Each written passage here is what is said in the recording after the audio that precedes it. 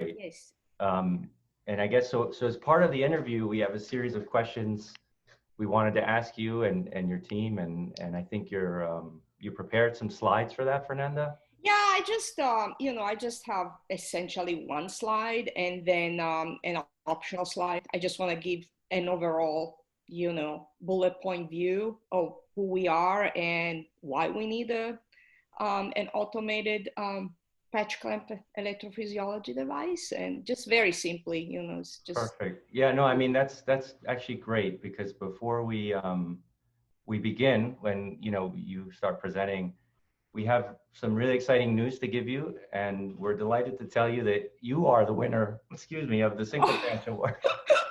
Oh, wow! So, Congratulations! congratulations. Gosh! That's a great way to start off the meeting. We were really overwhelmed by the number and the quality of proposals. We received quite a number of them, and it was a really difficult decision.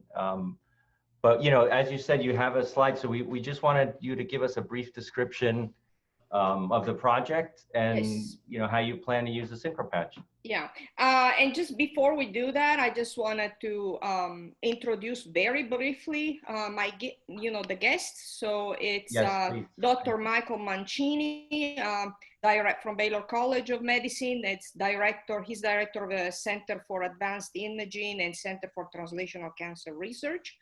And he can also elaborate a little bit later on the capability of his centers. Then we have Dr. Cliff Stephen from Texas A&M Institute of Biosciences and Technology and director of the Center for Translational Cancer Research. He's also going to tell us a little bit about the capability of his screening center. And there is a slide that talks a little bit more about these two cores and centers at the end of my presentation. So they can use that. Actually, they provided, both Mike and Cliff provided that slide. And then Suzanne, she is the director of Rice University. She's the director of research program and strategic initiative of the Gulf Coast Consortium for Quantitative Biomedical Sciences. So she can actually give a very broad overview of what we're doing at the Texas Medical Center through the Gulf Coast Consortia. Slide, what we are exactly, what is our plan, our short-term plan and long-term plan, and what we are planning to do with this device.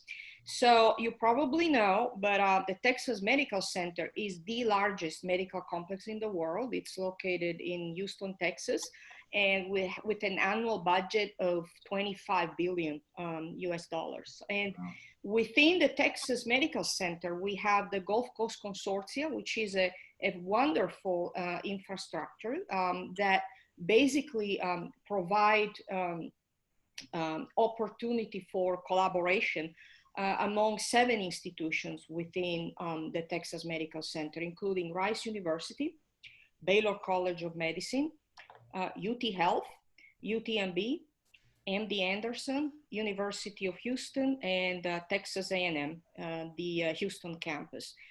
We also including an incubator space for startup companies. And so what is really our short-term plan? Well, our short-term plan is to acquire the SyncroPatch for high throughput screening, basically, and most importantly, to integrate the current screening capabilities within the GCC. And again, I will leave Cliff and Mike to comment on it. And we wanted to pursue the immediate plan. We are academician, at least I am. So the immediate plan to purchase the equipment is through competitive grants. So we are planning an NIH S10, so National Institute of Health grant, S10. It's a high-end instrumentation grant. I'm pretty sure you are familiar, even though you are located in Germany, you're familiar with the system. There is only one call a year, and it's typically May, end of May. And so one thing I want to mention is that really the way that we wrote this Nanion grant was like a mini, sorry, cut here. So it was a mini S10, essentially. I don't know if you're familiar with the format. What we basically thought about, you know, the major users and, you know, minor users type of approach. And so I think that we have a, you know, a very good plan right there. We have, as you see, very clear scientific plan within each project. So essentially, we're going to use this 9-month to acquire preliminary data to, you know, support the premise of the S10. That will be the immediate plan.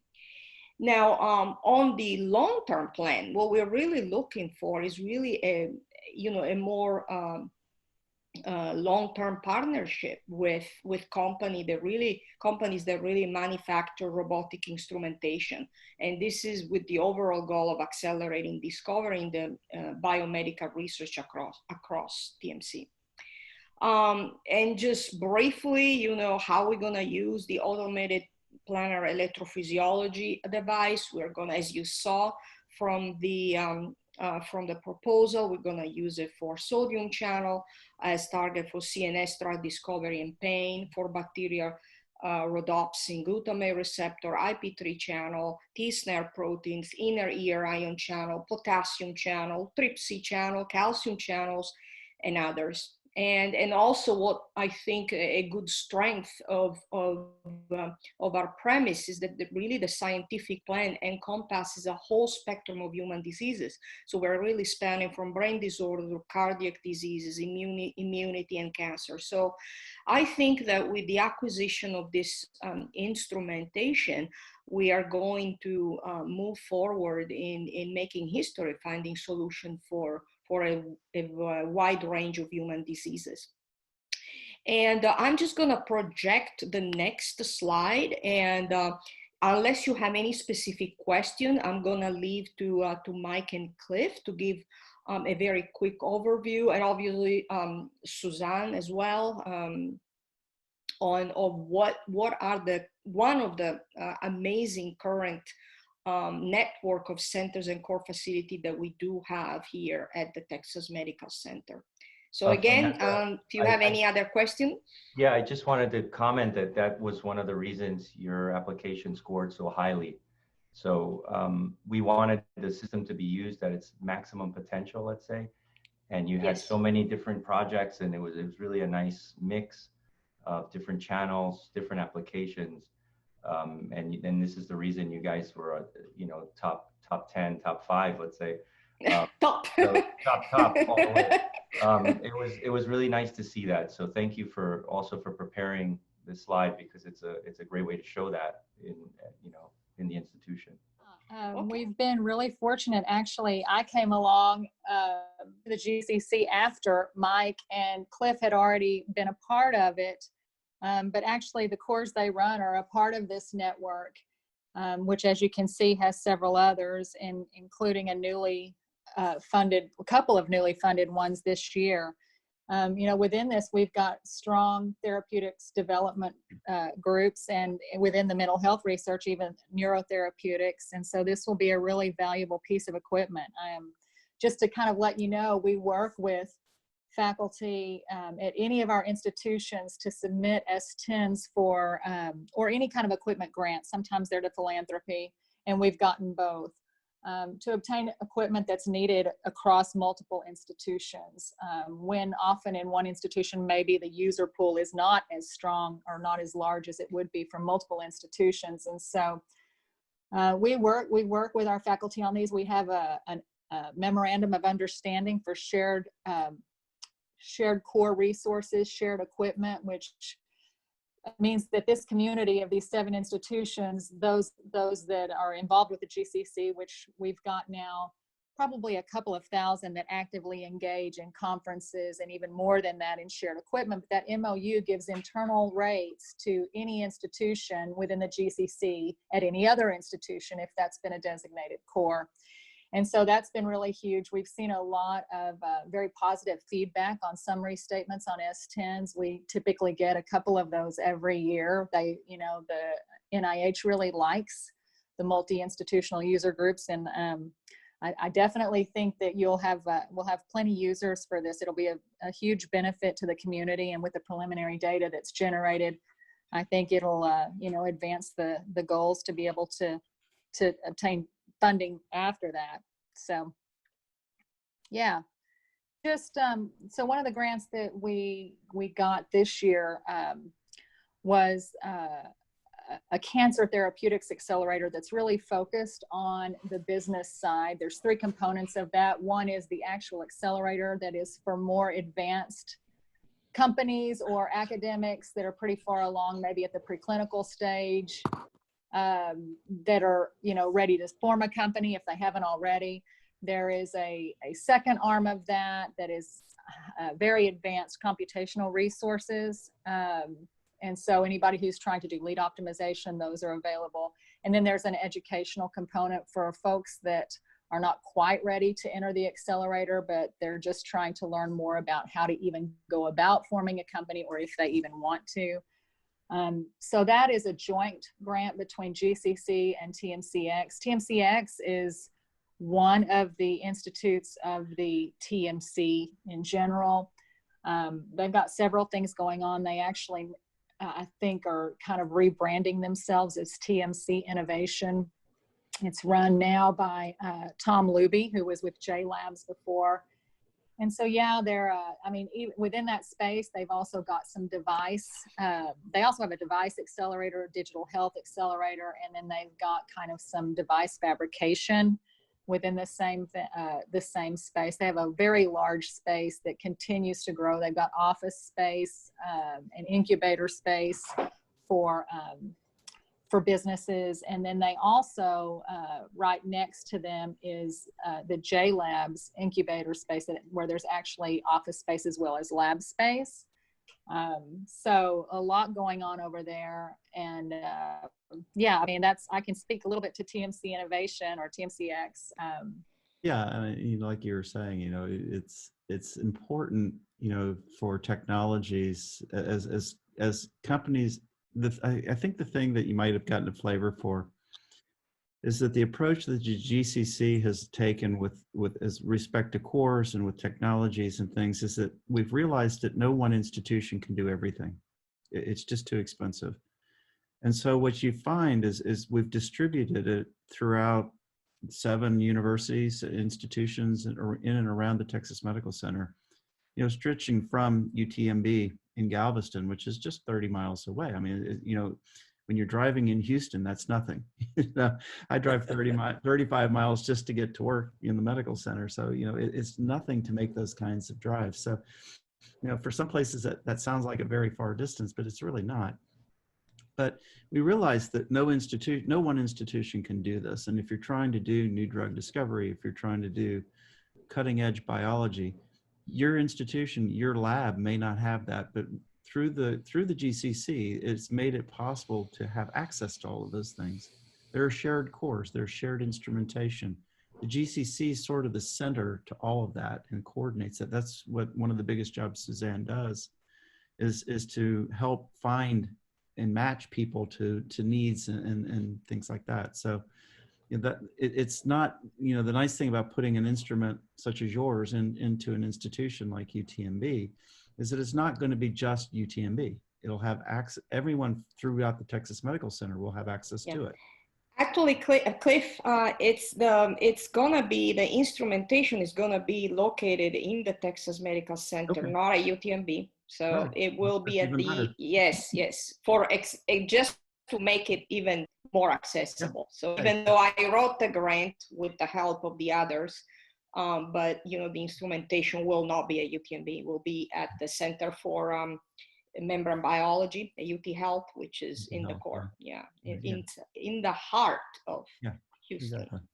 Yeah, so that's even better because that's now within walking distance for almost 6 institutions anyway, or 5. Yeah, It's 100 yards from my lab, so that's great to hear. but Yes. that's the thing of it is that that it is a shared resource, then that it's open to all individuals throughout the Texas Medical Center. So it'll be an important contributing piece to the whole thing.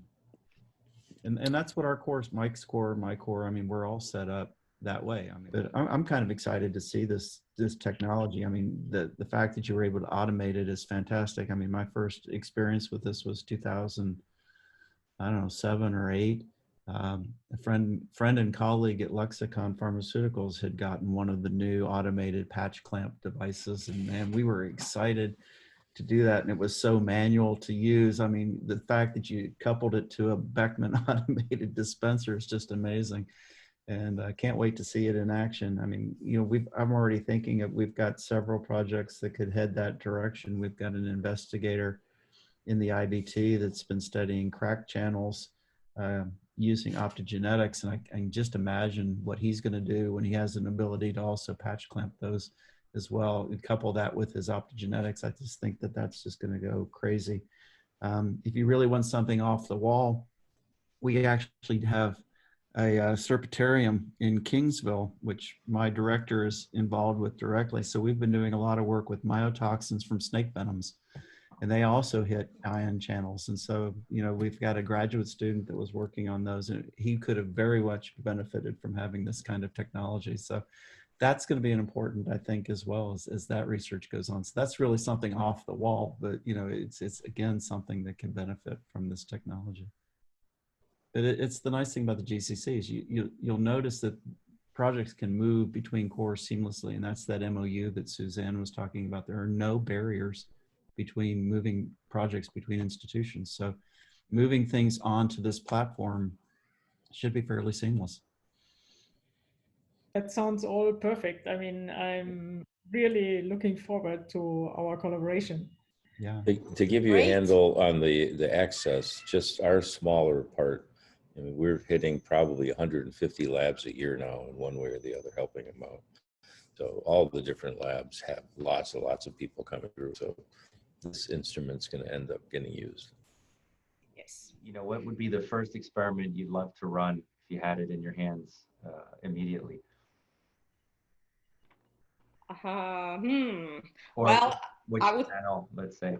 probably, personally, so we do have stable cell lines for voltage carrier sodium channels. We are pursuing them for CNS drug discovery as well as for pain.